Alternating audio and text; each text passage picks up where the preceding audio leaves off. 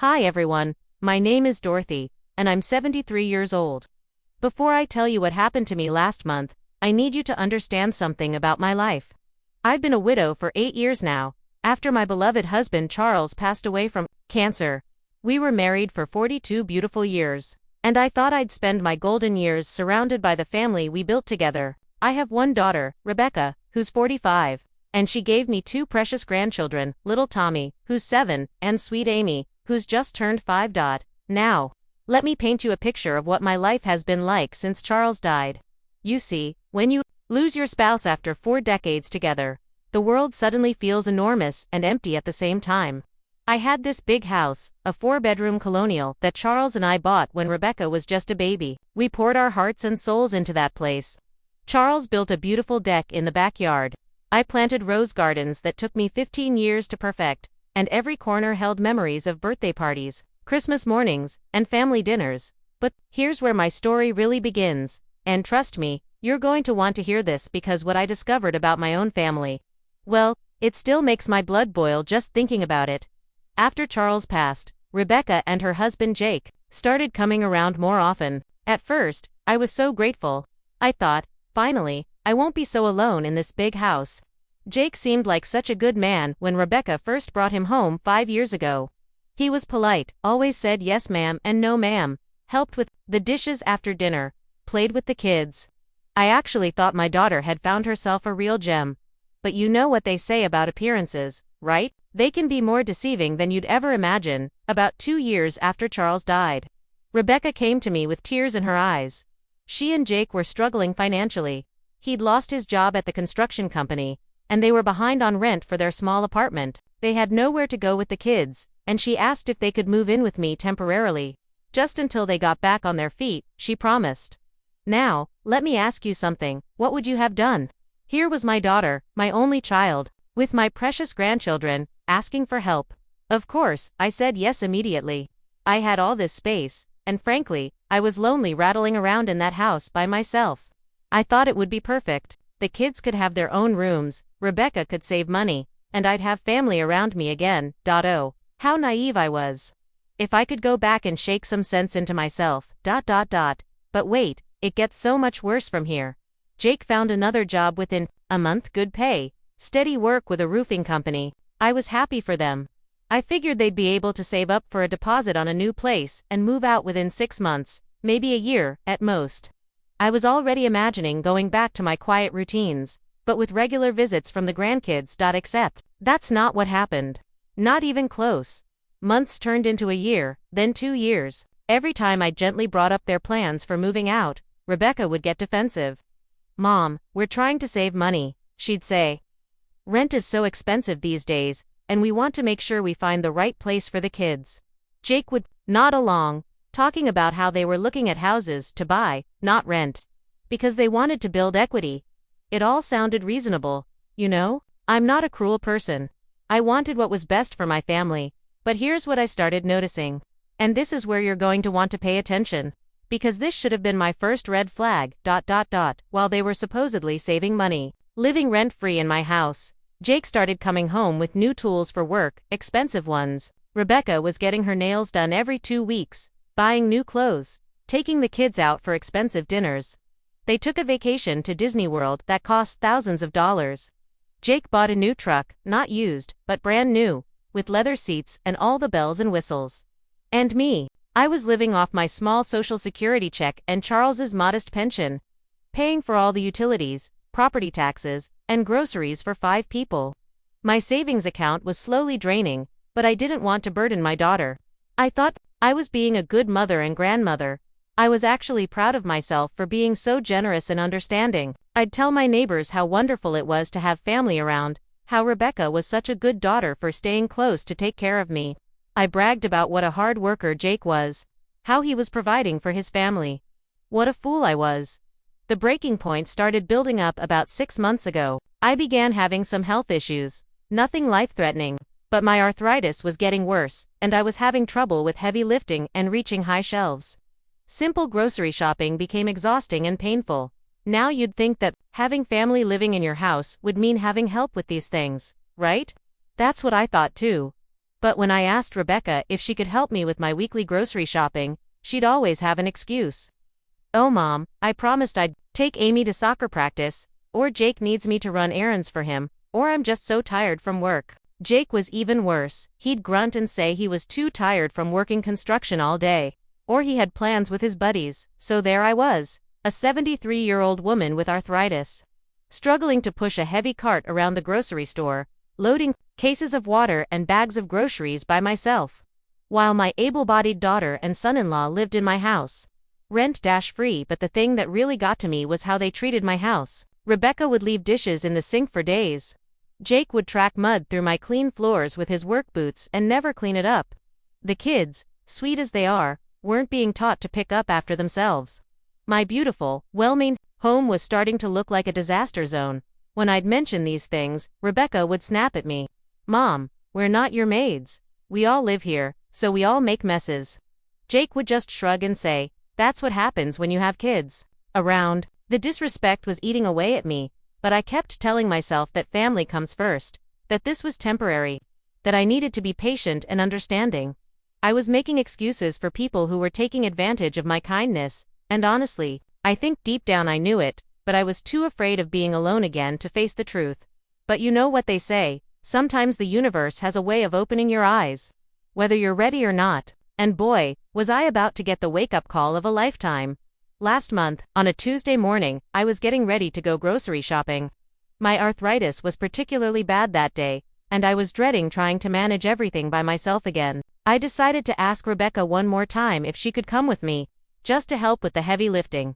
I walked toward the kitchen where I could hear Rebecca and Jake talking. They had their backs to me, and they were standing near the counter where Jake had his phone. I was about to speak when I heard Jake's voice, and something in his tone made me stop. "I swear, babe, I don't know how much longer I can pretend to tolerate living here," he was saying. I froze. They didn't know I was there. And something told me I needed to hear this conversation. Rebecca laughed, not a nice laugh, but a mean, mocking sound that I'd never heard from my daughter before. "Tell me about it, but it's free rent, free food, free everything. We'd be stupid to leave." I know, Jake replied, and his voice was getting louder, more animated. "But your mother is driving me insane. Always asking for help with this and that, always complaining about the house being messy. Like, lady, you're retired. What else do you have to do all day?" My heart started pounding, but I stayed perfectly still, hidden behind the doorway. "And don't even get me started on her constant hints about us moving out," Rebecca added. "Like, sorry Mom, but why would we leave when we have it so good here? She pays for everything, and all we have to do is exist." I felt like someone had punched me in the stomach. But that was nothing compared to what I was about to hear. Jake's voice dropped, and he said something that I'll never, ever forget as long as I live. "Honestly, Rebecca, I wish your mom would, just move on to whatever's next. She's 73, she's served her purpose, and now she's just taking up space and resources. That old woman is so useless at this point, she should just leave this world already and stop being such a burden on everyone." The silence that followed felt like it lasted forever, but it was probably only a few seconds. Then Rebecca, my own daughter, the baby I carried for 9 months, the child I raised and loved unconditionally, she actually laughed. "Jake, you can't say things like that," she said, but she was still giggling. "But honestly, sometimes I think the same thing. She had her time, you know. Now it's our turn to live our lives, and she's just in the way." I'm not exaggerating when I tell you that I thought I might actually collapse right there in my own hallway. My legs felt like jelly, my vision went blurry, and I had to grab the wall to keep myself upright. But wait, because it gets even worse. "You're not going to believe what Jake said next. The way I see it," he continued, and I could hear him moving around, probably gesturing with his hands the way he always did when he got worked up. "She's sitting on this huge house that's worth probably 400 grand, minimum. When she dies, you inherit everything, right? We could sell this place, buy something smaller for ourselves, and pocket the difference. Set up college funds for the kids. Take that trip to Europe we've been talking about. Don't forget the new truck you want," Rebecca added, and they both laughed like they were planning a vacation instead of essentially wishing for my death. "Exactly. I mean, what's she going to do with all this money anyway? Buy more pill organizers. More of those ugly ceramic cats she collects. They were laughing at my expense, mocking my little collections and hobbies, talking about my death like it was an inconvenience that was taking too long to happen. I stood there in that hallway for what felt like hours but was probably only a few minutes, listening to my daughter and son-in-law plan their lives around my demise. They talked about which rooms they'd convert, how they'd redecorate, what they'd do with my junk. They even discussed whether they'd keep any of my furniture, or just donate it all. But you know what the worst part was? The absolute worst part that still makes me cry when I think about it. Not once, not one single time did either of them say anything about missing me, about loving me, about being sad that I'd be gone.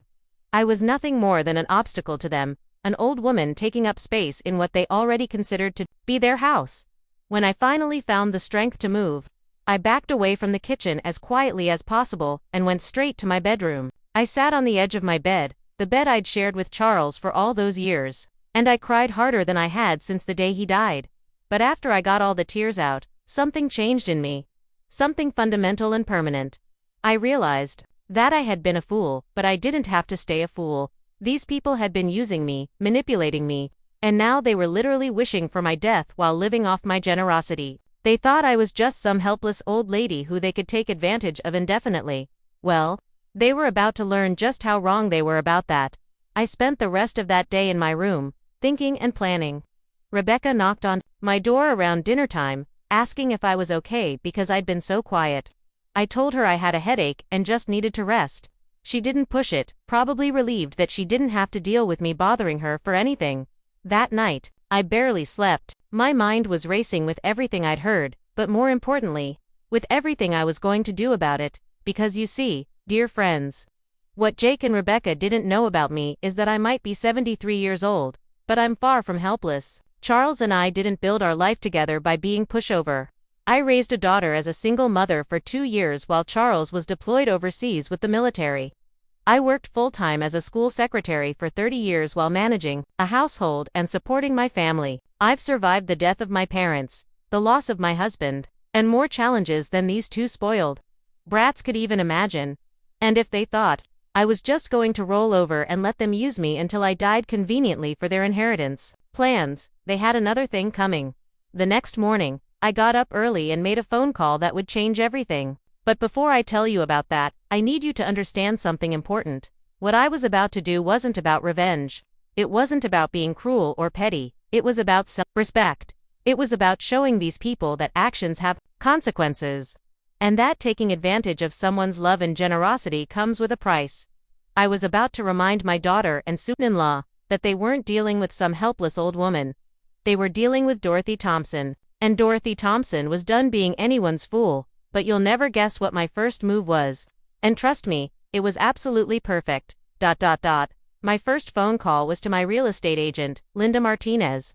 Linda had helped Charles and me buy our house all those years ago, and she'd stayed in touch over the years, always checking in on me after Charles passed. She was a straight shooter, no nonsense, and exactly the kind of person I needed in my corner. Dorothy. Linda's warm voice came through the phone. How wonderful to hear from you. What can I do for you, honey? Linda, I need to sell my house, I said, my voice steadier than I'd expected, and I need to do it quickly and quietly. There was a pause. Are you sure about this, Dorothy? This is a big decision. Are you thinking about moving into a retirement community? Something like that, I replied. But Linda, this needs to stay between us for now. I have some family complications that I need to handle delicately. Linda had been in real estate for 30 years. She understood family drama, and she understood discretion. I can have a market analysis done by tomorrow and start showing it to qualified buyers immediately. With the current market, a house like yours should sell within 2 weeks, maybe sooner. Perfect, and Linda, I need this done without my daughter knowing, at least not until the papers are signed. You're the owner, Dorothy. You don't need anyone's permission to sell your own house. After I hung up with Linda, I made my second call to my lawyer, Bill Harrison. Bill had handled Charles's will and our estate planning, so he knew our situation well. Bill, I need to ask you about something important. If I sell my house, what rights does my daughter have regarding the sale? None whatsoever, Bill said. Immediately. It's your property. Dorothy, you can sell it, give it away, or do whatever you want with it. Rebecca only has inheritance rights after you pass away, not while you're living. Good. And if I wanted to change my will, we can do that anytime you want. What are you thinking about? I took a deep breath. I'm thinking about making some major changes to how I want my estate distributed. Can you come by tomorrow afternoon? Of course. Dorothy, is everything all right? Everything's about to be a lot better, Bill. For the next 3 days, I went about my routine as normally as possible. I was sweet to Rebecca, polite to Jake, and extra loving with Tommy and Amy. I didn't want to tip them off that anything had changed. But inside, I was planning every detail of what was coming. Linda worked fast. By Thursday she had 3 serious buyers interested in the house. By Friday, I had 2 competing offers, both above asking price. One was from a young couple with twin babies who reminded me so much of Charles and me when we were starting out. They loved everything about the house, especially my rose garden. I accepted their offer immediately. The closing was scheduled for the following Wednesday. That gave me exactly 5 days to execute the rest of my plan. On Friday evening, Jake came home from work in his usual grumpy mood.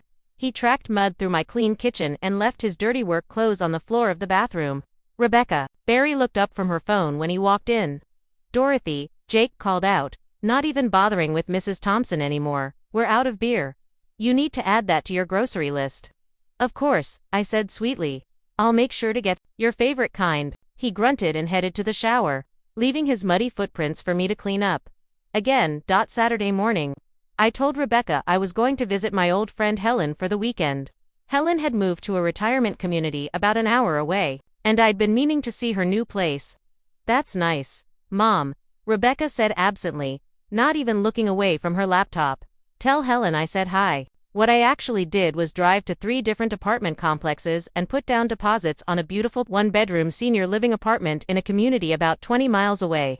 It had a small kitchen, a lovely sitting area, and best of all, it was mine. Just mine. No freeloading family members, no disrespect, no taking advantage of my generosity. The apartment came partially furnished.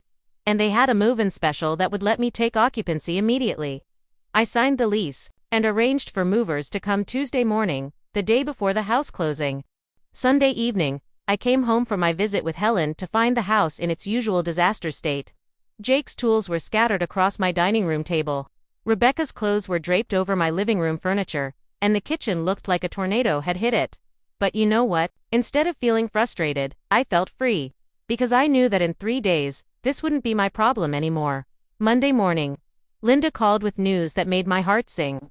Dorothy, the buyers want to do a final walkthrough Tuesday afternoon, and close Wednesday morning.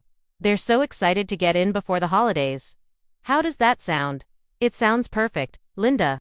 There's just one thing there, assuming the house will be vacant for the closing. Will that be a problem? I smiled. Not at all. The house will definitely be vacant. Monday afternoon, I started the most satisfying project of my life. I began packing my personal belongings, my photo albums, my jewelry, my special keepsakes. From Charles, my collection of ceramic cats that Jake had made fun of. Everything that truly mattered to me fit into just 6 boxes. Everything else, the furniture, the appliances, the dishes, all of that was going to the new owners fully furnished. It was part of the deal that made their offer so attractive. Tuesday morning, the movers arrived right on schedule at 8 a.m. Rebecca and Jake had already left for work, and the kids were at school. Perfect timing. Just these 6 boxes and this suitcase, I told the moving crew supervisor. And I need them delivered to this address by noon. The supervisor looked confused. Ma'am, this seems like a very small move for a house this size. Are you sure this is everything? I'm very sure, I said. I'm downsizing significantly. While they loaded my belongings, I walked through every room of the house one more time. I thought about all the memories Charles and I had made here, all the love and laughter these walls had witnessed. But I also thought about the disrespect, the taking advantage, the cruel words I'd overheard just 1 week ago. This house deserved a family who would love and care for it the way Charles and I had. It deserved better than people who saw it as nothing more than a free place to live. While they waited for me to die, at 11:30 a.m., I locked the front door of my house for the last time and drove to my new apartment. At 2 p.m., Linda called. The walkthrough went perfectly, Dorothy. The buyers are absolutely thrilled. They keep talking about how well-maintained everything is and how much love went into this house. The closing is still on for 9 a.m. tomorrow. Wonderful. And Linda, after the closing tomorrow, I need you to do me one more favor. Anything. I need you to call my daughter and let her know that the house has been sold and she needs to make arrangements to collect her belongings immediately. There was a pause. Dorothy, Are you sure about this? This seems like something you might want to tell her yourself. Trust me, Linda. This is exactly how it needs to happen. Wednesday morning, I sat in the lawyer's office, signing paper after paper. With each signature, I felt lighter, freer, more like myself than I had in years. At 10:15 a.m., Linda handed me a check for $387,000. The sale price minus fees and commissions. Congratulations, Dorothy, she said, shaking my hand. You're officially no longer a homeowner. No, I corrected her. I'm officially free. I drove to the bank and deposited the check, then went to my new apartment and made myself a cup of tea in my own kitchen. My kitchen, where I could leave dishes in the sink if I wanted to, or keep everything spotless. My choice. At exactly 3:47 p.m., my phone rang. Rebecca's name flashed on the screen. I let it ring. She called again immediately, then again, then Jake started calling. I turned my phone off and took a lovely nap in my new bedroom. When I turned my phone back on at 6 p.m., I had 17 missed calls and 12 voicemails. I listened to the first voicemail. Mom, you need to call me back right now. Some real estate lady called and said you sold the house. That can't be right. Call me back immediately. The second voicemail was Jake. Dorothy, what the hell is going on? Rebecca is freaking out about the house being sold. You better call us back and explain what kind of mistake this is. By the 10th voicemail, Rebecca was crying. Mom, please, you have to call me back. The real estate lady says we have until Friday to get our stuff out. This has to be some kind of scam. You wouldn't sell the house without telling us. You wouldn't leave us homeless. Please call me back. I'm scared. The last voicemail was from Jake, and his tone was very different from the first one. Mrs. Thompson, Dorothy, please call us back. We need to talk about this. We can work something out. Just please call us. I deleted all the voicemails without listening to the rest. Thursday morning, I woke up in my own bed, in my own apartment, and made breakfast in my own kitchen. The silence was beautiful. No one complaining, no one demanding things from me, no one treating me like a burden. Around 10 a.m., my doorbell rang. I looked through the peephole and saw Rebecca standing there with tears streaming down her face. Jake was behind her, looking defeated. I opened the door. Mom, Rebecca sobbed. What did you do? How could you sell the house without telling us? Where are we supposed to live? The kids. What about the kids? I looked at my daughter, really, looked at her. Just a week ago, I would have rushed to comfort her, to fix this problem, to put her needs before my own. But all I could hear was her voice saying, that old woman is so useless at this point. She should just leave this world already. Come in, I said calmly. They followed me into my small living room.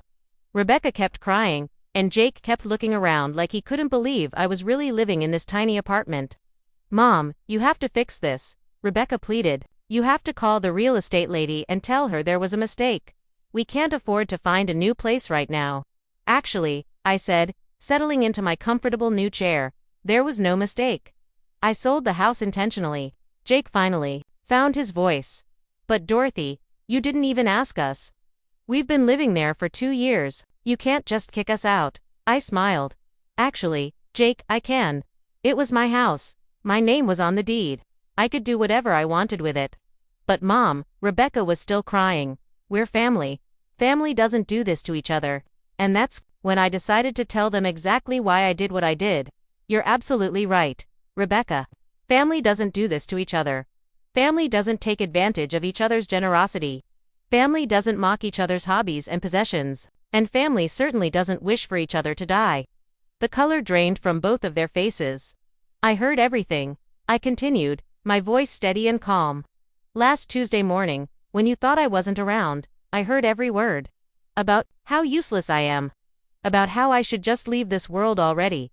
About how you're just waiting for me to die so you can inherit my house and live your real lives. Rebecca's mouth opened and closed like a fish. Jake looked like he wanted to disappear into the floor. Mom, we didn't mean, Rebecca started. Yes, you did. I interrupted. You meant every word. And you know what? You're right about one thing. I am 73 years old, and I have served my purpose as a mother. I raised you, I loved you, I supported you even when you didn't deserve it. But my purpose now is to live my life for me. I stood up and walked to my window, looking out at the beautiful garden view that came with my apartment. For 2 years, I let you live in my house, rent-free. I paid for utilities, groceries, property taxes, everything, while you saved money for Disney trips and new trucks. I asked for help with simple things like grocery shopping, and you made me feel like a burden for needing assistance. I turned back to face them. But the worst part wasn't the using or the taking advantage. The worst part was finding out that my own daughter, the child I gave birth to and raised and loved unconditionally, thinks I'm just an obstacle to overcome. Rebecca was sobbing now. Mom, I'm sorry. We were just frustrated, and you showed me exactly who you really are. I said, both of you. You showed me that I mean nothing to you except as a source of free housing and eventual inheritance. Jake finally spoke up. Dorothy, please. We messed up. We said things we didn't mean. But you can't leave us homeless. I laughed. Actually laughed. Jake, you have a job. Rebecca has a job. You're both healthy adults, with the ability to provide for yourselves and your children. The only reason you can't afford housing is because you've been spending your money on luxuries instead of necessities, knowing that I would always be there to provide the necessities for you. But the kids, Rebecca tried. The kids will be fine. They'll adapt. And maybe this will teach them that actions have consequences, something they clearly haven't learned from their parents. I walked to my front door and opened it. You have until Friday to get your belongings out of the house. The new owners are very nice people, who deserve to start fresh in a clean, empty home. After that, my relationship with both of you is going to change dramatically. What do you mean? Rebecca whispered. I mean that I'm done being taken advantage of. I'm done being treated like a burden. I'm done putting your wants and needs ahead of my own well-being. You want to be independent adults. Congratulations. Now you get to actually be independent. Jake started to say something, but I held up my hand. I'm not cutting you out of my life completely, because I love my grandchildren, and they don't deserve to suffer for their parents' selfishness. But our relationship is going to be on my terms now. You'll see me when I want to see you, not when you need something from me. Mom, please, Rebecca was begging now. We'll pay you rent. We'll help around the house. We'll do whatever you want. What I want, I said firmly, is for you to leave my apartment now and figure out your own housing situation like the adults you claim to be. They left. Rebecca was still crying, and Jake kept shaking his head like he couldn't believe what was happening. After they were gone, I made myself another cup of tea and sat in my quiet apartment, looking through the photo albums I'd brought with me. Pictures of Rebecca as a baby, as a little girl, graduating high school, getting married. Pictures of Charles and me building our life together. Pictures of happier times when family meant love and support and respect. I felt sad, but I also felt something I hadn't felt in years: peace. That evening, my neighbor next door, a lovely woman named Mrs. Chen who was about my age, knocked on my door with a plate of homemade cookies. I heard you just moved in, she said with a warm smile. I wanted to welcome you to the community. We sat and talked for 2 hours. She told me about the book club that met every Friday, the gardening group that maintained the community flower beds, and the weekly game nights in the recreation room. You know, she said as she was leaving, there's something so refreshing about starting over, isn't there? No baggage, no old patterns, just the freedom to be exactly who you want to be. She was absolutely right. Over the next few weeks, I created a new life for myself. I joined the book club and discovered I loved discussing literature with people who valued my opinions. I started volunteering at the local animal shelter, where my gentle nature with the older dogs made me a favorite among the staff. I bought myself new clothes, not expensive ones. Just things that made me feel good about myself. I got my hair done at a nice salon. I took a pottery class and discovered I was actually quite good at it. Most importantly, I established boundaries with my family. Rebecca and Jake found an apartment across town. It was smaller than my house, and they had to get rid of some of their stuff, but they managed. Rebecca had to cut back on her nail appointments and shopping trips. Jake had to sell his fancy truck and get something more practical. They called me several times, wanting to talk things through and work things out. I was polite but firm. We could have a relationship, but it would be based on mutual respect. Not on me being their safety net. Tommy and Amy adjusted better than their parents did. When I picked them up for our weekly visits, they were excited to see my new apartment and hear about my new activities. Grandma, you seem different, Amy said during one of our visits. You seem happier. I am happier, sweetheart, I told her. Sometimes grown-ups need to make big changes to remember who they really are. 6 months later, I ran into Rebecca at the grocery store. She looked tired, but not unhappy. Hi Mom, she said quietly. Hello, Rebecca, how are you doing? Managing. The apartment is small, but we're making it work. Jake got a promotion at work, and we're actually starting to save money now that we have a budget. That's wonderful. I'm proud of you for taking responsibility for your family. She looked down at her hands. Mom, I want you to know that I think about what we said every day. About what we did to you. I'm ashamed of the people we were. The people you were, I corrected gently. You have the opportunity to be different people now. Are you are you happy? She asked. I smiled. I'm very happy, Rebecca, for the first time in years. I'm living my life for me. The kids miss you. They talk about you all the time. I miss them too. That's why I see them every week. But they miss living with you. They miss having grandma around all the time. I nodded. I understand that. But Rebecca, what they had before wasn't really having me around. What they had was living with a grandmother who was being taken advantage of and disrespected. Children learn what they see, and what they were seeing was that it's okay to use people who love you. She started to tear up. I'm so sorry, Mom. For everything, I know you are, and I forgive you, but forgiveness doesn't mean going back to the way things were. It means moving forward with wisdom. We talked for a few more minutes, and when we parted ways, I felt lighter, not because I was cutting my daughter out of my life, but because I was finally being honest about what I needed and deserved. A year later, I'm writing this story from my beautiful apartment, surrounded by new friends and filled with new purpose. I volunteer 3 days a week. I've taken up watercolor painting. And I'm even considering taking a trip to Ireland next spring, something Charles and I always talked about, but never did. My relationship with Rebecca and Jake has slowly improved, but it's different now. It's based on respect instead of obligation. They don't ask me for money or favors unless it's truly an emergency, and when I do help them, they express genuine gratitude. Most importantly, I learned something valuable about myself. I am not just somebody's mother or grandmother or caretaker. I'm Dorothy, and Dorothy deserves to be treated with kindness and respect.